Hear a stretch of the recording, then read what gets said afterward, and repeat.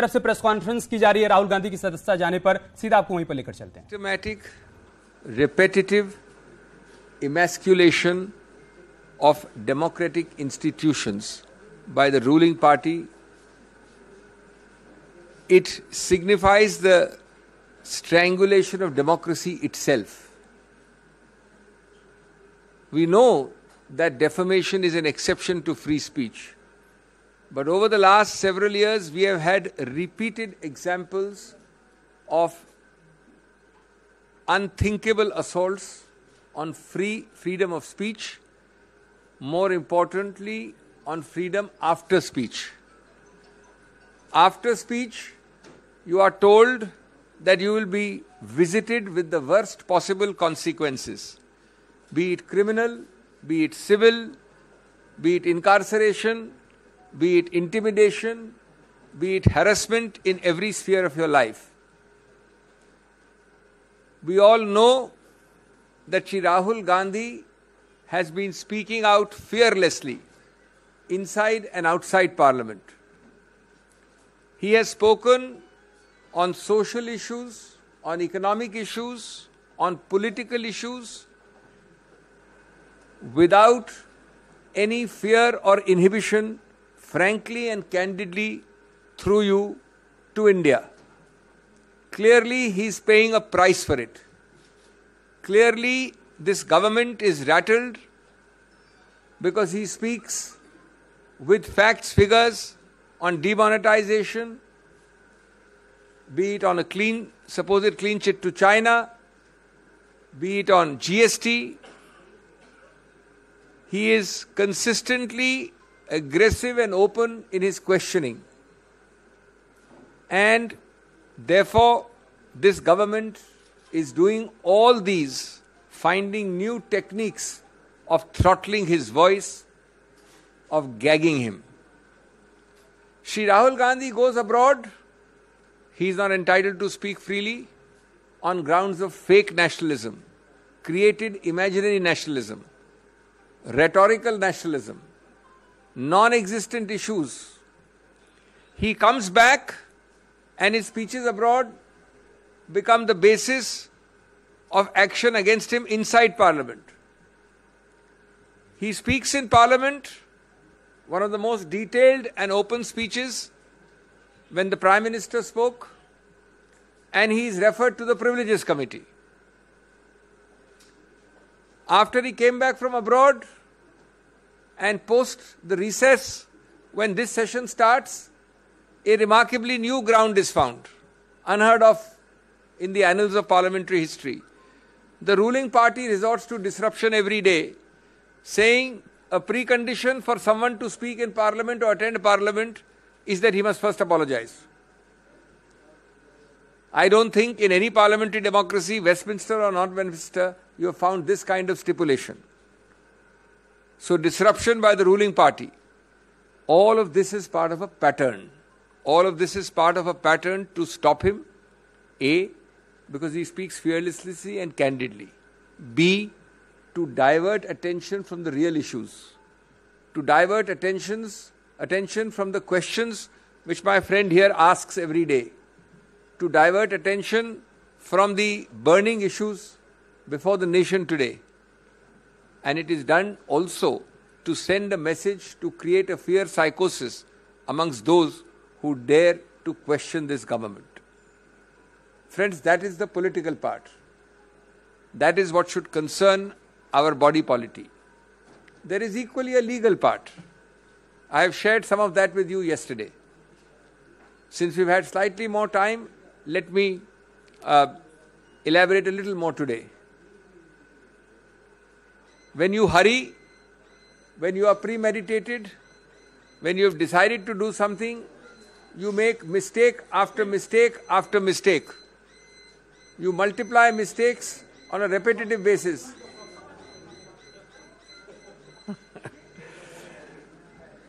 Take for example, the alacrity with which you are moving. Within 24 hours, you are moving with amazing alacrity. I need to remind you that a few months ago, in a case of another political leader from Uttar Pradesh, belonging to the leading party in that state. The Supreme Court, quote unquote, when an immediate by-election was sought to be announced post disqualification of that person because of conviction, immediately, without waiting for that person to exhaust the legal remedies available, the Supreme Court in that case not only deferred the by-election, but then added, "Look with what alacrity have you proceeded." This is yet another example. But it gets curiouser and curiouser. As I told you yesterday, there is a provision created in law specifically called 202, which says if allegedly I commit a defamatory offence in place X, in this case Kolar, Karnataka, and if somebody chooses to sue me in Gujarat or Bihar, as in this case Surat, then the magistrate before whom a complaint is filed is mandatorily, I repeat, mandatorily obliged to conduct a preliminary inquiry as to whether he has jurisdiction to start and initiate the proceeding. He has to call for a report either himself or through the police or through agencies.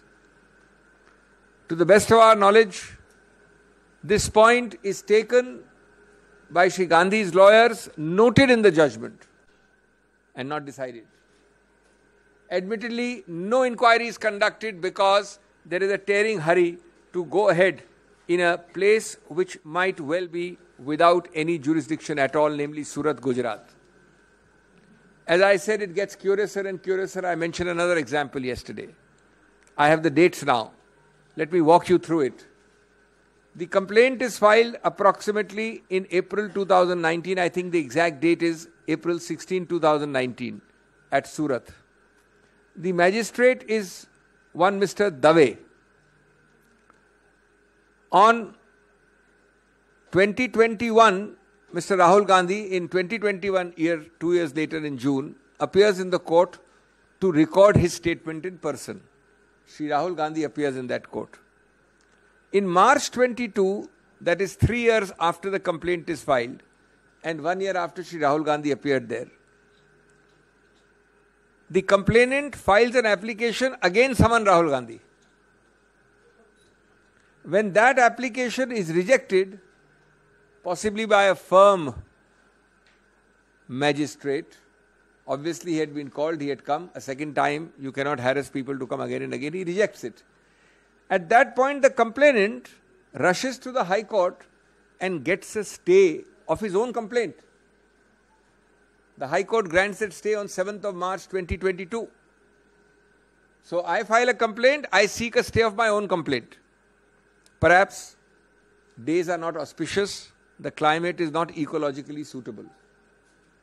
Now this same complainant, after a hiatus of 11 months, when he has no interest in his own complaint, suddenly wakes up and goes on 16th February this year, seeking a vacation of the same stay which he himself obtained. And I quote, he pleads, and you must all read between the lines. We will of course take all this in the appeal, we have legal records. Quote, he says, "Sufficient evidence has come on record of the trial court and the pendency of the present matter delays the trial." Pendency of what matter? His own High Court petition. He says he is delaying his own trial. So he says, please vacate. Now the sentence is, though sufficient evidence has come on record, no new evidence has come on record, actually. The High Court vacates the stay, the man rushes back to the trial court, and we get this judgment. Meanwhile, the magistrate has changed. We were not born yesterday, neither you nor me. Chit bhi apni, pat bhi apni. There are many more disturbing features about this case. There is a point which we may or may not take. I am not saying that everything Rahul Gandhi needs to take, because he is fearless, he knows in his conscience, he has full reliance on the law. But there is a debatable issue. I am only flagging the issue, which I did not mention yesterday. That though the conviction is by a court, in Rahul Gandhi's case, The disqualification under Article 103 of the Constitution has to be by the President of India. And under 103, the President of India has to first, before disqualifying Shri Rahul Gandhi, take an opinion, a recommendation from the Election Commission. Admittedly, it is not done. In the interest of fairness and completeness, I must let you know also that in a case called Lok Prahari, the Supreme Court has noted the argument of the Election Commission, which says, the Election Commission says, the Supreme Court does not so hold, that we do not need to go to the President with the recommendation because this is a court conviction. The President has no role in a court conviction case. Though this point is noted by the Supreme Court in the Lok Prahari case, it is not decided. The Election Commission, no doubt, has issued circulars saying, in such cases of conviction, we don't need to go to the Honorable President. But my question is a little different. If the constitutional Article 103 says so, neither the practice of the Election Commission, nor indeed a recordal of a submission of the Election Commission to the Supreme Court, nor indeed a recordal by the Supreme Court can change the Constitution. The highest law of the land is the Constitution. The text of the constitutional article cannot be diluted by a practical approach saying it's a conviction by a court, therefore President is excluded. That is itself a questionable exercise, this immediate issuance today of a disqualification. But we let it be. We are confident that we will get a stay of conviction. A stay of conviction will remove the very basis of this disqualification. This disqualification is nothing but consequential. When the foundation goes, namely the conviction is stayed, the consequences of an illegal foundation will also go. But obviously, as the Election Commission knows, as the Government of India knows, as the BJP knows, it takes time to draft, to file. They are taking advantage of that time, hot-footing it by these disqualification notices. But we have full faith in the law and the majesty of the law, and we believe that we will emerge victorious in the near future. दोस्तों, आज जो मुद्दे आपके समक्ष हैं, उनके दो व्यापक आयाम हैं. एक राजनीतिक है, एक कानूनी है. लेकिन राजनीतिक आयाम सबसे महत्वपूर्ण, सबसे व्यापक, सबसे अहम है. पहले मैं उसका जिक्र करूं संक्षेप में. पहला बिंदु उसका ये है कि जानबूझकर, बार बार, सोच समझकर, एक सूझे बूझे तरीके से इस सरकार ने हर गणतांत्रिक संस्था को खत्म करने का प्रयत्न किया है, उसको चोक करने का प्रयत्न किया है, उसमें रोकथाम करने का प्रयत्न किया है.